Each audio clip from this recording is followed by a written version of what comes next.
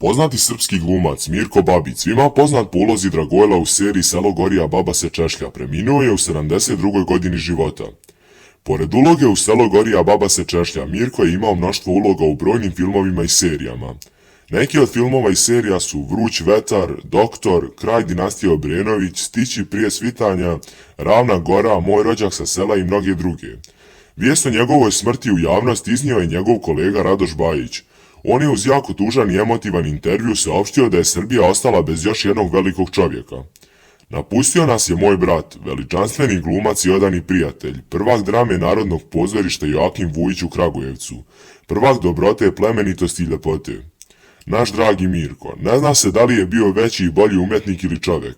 Rekao bih bio je jedno i drugo, jedinstven, grandiozan i neponovljiv. Nemoj da se ljutiš i počivaj u miru, dragi moj Dragojlo.